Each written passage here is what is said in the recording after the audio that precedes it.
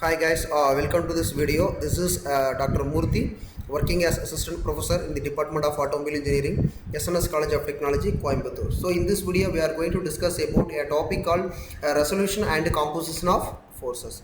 So here we have resolution and composition of force. So if a force system, you take a force system, we have the different type of forces called a coplanar force system, non-coplanar force system, concurrent force system, non-concurrent force system, parallel force, perpendicular force system, collinear force, non-collinear force. So we have a different types of force system that we have, and that is classified depends on the types of or the plane where it is located, either a different plane or same plane, whether it is intersecting or not intersecting, whether it is a parallel or perpendicular. Based on that we have a different classifications, and further that we have a horizontal force, vertical force and inclined force. If you take horizontal force, we can directly solve horizontal and vertical forces, and whereas if we have a inclined force, so we can't directly add those forces into horizontal and vertical components. So that in that particular case we have a resolution method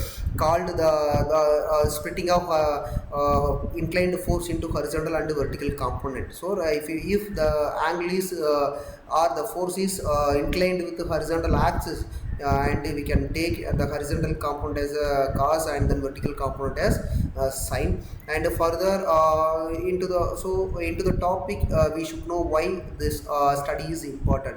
So if you're going to analyze forces or acting on the particular object, and we should know what is the impact of the force in the system. So it is very important, and we have to analyze whether the direction in which the force is applied, and direction and the magnitude also very important. So we have to analyze these factors before solving into the problem. And what is force? Yes, we know that the force is it's an external agent.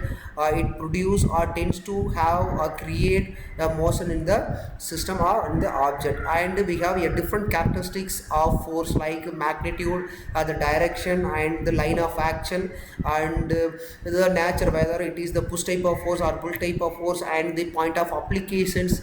And finally we have the effect produced by the force, or it creates some movement in the system. And the resolution of force, as I discussed earlier, if we have an inclined force, we should consider, or we should convert those inclined force into horizontal and vertical component. Depends on the where the force is having the inclination, whether it's a horizontal axis or vertical axis, and it depends on nature. We have horizontal and vertical component. And why resolve forces? So it is very important before analyzing the forces in the system.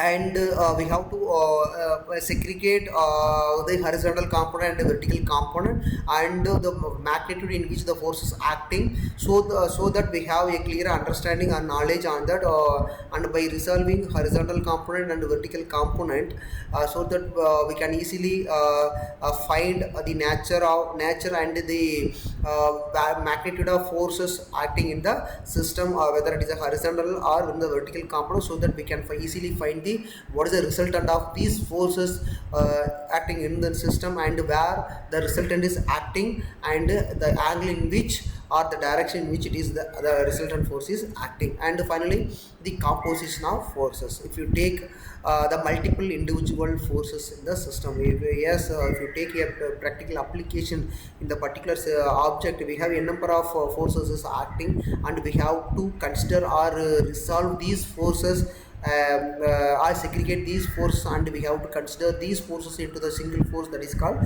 resultant forces. And some factors we have associated with this composition of force, like the force vectors, magnitude, the vector components, vertical components, equilibrium condition, non-equilibrium conditions, and some vector additions. So and we have a parallelogram law of forces. So this is another method we have to solve the forces in the system, and when the two other forces are acting simultaneously on a point, so that can be analyzed with the help of parallelogram. Yes, if in the system we have two forces acting, so either we can use parallelogram or triangular law. And if we have more than or exactly we have three forces, we can use Lamy's theorem to solve the problem. And if the system having more than three forces, like 5, 6, 7 or multiple number of forces in the system, we can go with the resolution method, where